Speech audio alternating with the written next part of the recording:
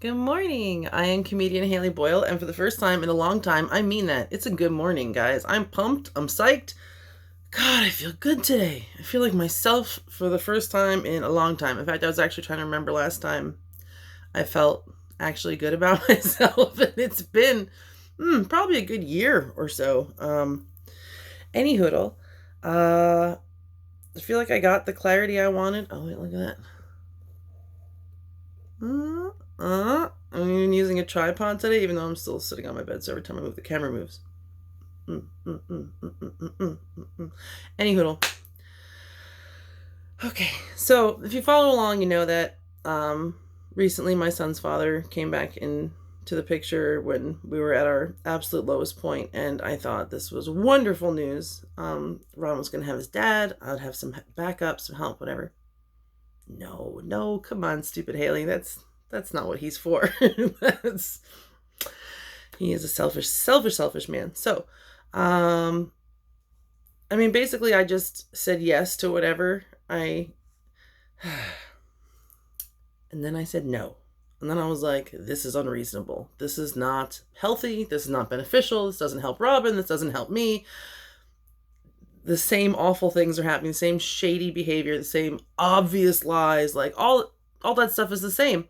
And here I am stressing the fuck out, being completely miserable, losing my temper, everything else, making myself sick. And then I was like, what am I doing? The hell am I? You know what it was? And I apologize to my fellow parents out there who are traumatized by their children watching children's movies. I don't know how you guys do it, quite honestly. I don't know how people who hate children's things have children, but I have a ton of friends that will have an absolute fucking panic attack if they hear the opening bars of Frozen. So if that is you, I apologize. This whole time the situation was going on, I had the song from Frozen playing in my head. Not Let It Go, the one the rock trolls sing about someone being a fixer-upper. You can fix a fixer-upper with a little bit of love. But one part of the song in particular was running through my head, where the lady troll is like, we're not saying you can change him because people don't really change. We're just saying love's a force that's powerful and strange. People make bad choices when they're mad or scared or stressed. Throw a little love their way and you'll bring out their best. Right? And I've always loved that because that's always kind of been my philosophy. I put a ton of love and a ton of effort into my romantic relationships. I'm kind of a shitty friend.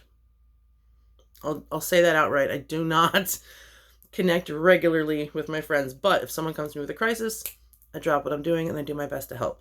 But when it comes to my romantic relationships, I put a huge amount of love and effort into this. And the last few weeks, I've been putting so much effort towards tolerating the distress he's putting me through and trying to act from love and do the loving thing and all this. And I'm like, this man has never put one iota of effort into me or our child. He's never invested anything in us. In fact, he came for like an hour and 15-minute play date. He didn't even bring the kid a fucking teddy bear, nothing. Like, he's never contributed any effort. He's never made himself uncomfortable. He's never gone out of his way. He's never put us first. He's never sacrificed anything. And I realized he's not the one that I should be putting the love on. It's me. I deserve that level of effort. I deserve that level of love. Okay, and here's where the DBT comes in. And I've been lazy about it lately, and that's part of the reason I've been getting off track and being vulnerable to these sorts of things. With DBT, like, I was taught that I wasn't worthwhile. I was taught, literally aggressively taught and told all the time that I was not lovable, that no one would ever be able to love me, that I was too complicated, no one would ever be able to love me, I was too fat, I would never have a husband, and a bunch of stuff like this. But that's not what I want to talk about. What I want to talk about is that I have a mountain of evidence that says I am lovable. You know, I have friends and fans that are literally keeping us afloat right now and coming through for us and making sure that we have what we need. I have a van sitting in the driveway that was crowdfunded by the love of my friends and fans that wanted to see good things happen for me and good things come into my life. I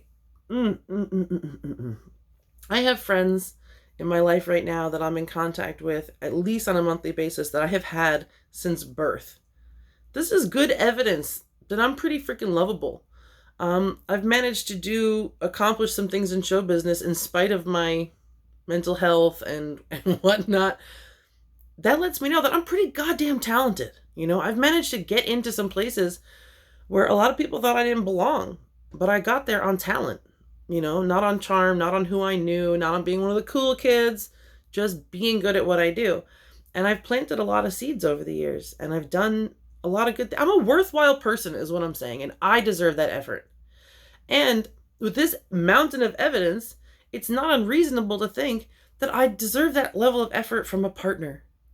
It's not a crazy, unrealistic idea to think that I could be in a relationship with someone that actually wants to text me back, that's excited when they see that I'm the one that's calling them. You know, it's just, I'm like blowing my own mind because I'm like, I'm a fucking badass bitch. And I have been selling myself at a fucking discount my whole life because my idiot, jealous, sick, twisted fucking mother has programmed me from birth to tell me I'm not worth shit. That can't be true. It literally can't be true. I look around at my life and what I've created, my body of work, my wonderful friends, my incredibly happy, well-adjusted, charming, lovable son. And by the way, who the fuck do you think taught him that? This gal. I'm getting really good feedback on my script. I'm ready to get the fuck out of North Carolina. And I feel free, finally free from this relationship, from this rejection, from this humiliation, from what he put me through, what he was trying to put me through all over again. And you know, it was like I went through it all over again, but in a very condensed period of time and in a way that let me see how fucking crazy it is. This guy has never offered us anything good. Ever, ever, ever, ever, ever, ever, ever, not once. Bye-bye. And what's really satisfying too is knowing that right now, because I've said it before. I've said it before that I'm done. I've said before I'm not doing this anymore. I've said it before. You know, I've parroted the things people say to me, but that's how DBT works. You say it enough times and all of a sudden it clicks in your brain and your brain is like, oh, actually, this is true. You don't have to put up with this. You are worth way more than this. Stop scraping the bottom of the barrel when you're a fucking goddess. So it finally clicked in. I finally took action. And it's going to be psychically satisfying knowing that I now have two exes that definitely think I'm going to come crawling back. And I won't. And it's their fucking loss. I've been saying that all along. It's their loss. But I never believed it until now. And it is. Their lives were enriched by having me. By being loved by me. They were very, very lucky to have me. And they definitely feel that I'm gone. And that's that. Let me go kick some ass, guys. And for fuck's sake, can you please vote for Bernie? Come on now. Have a heart. Okay, thanks. Bye.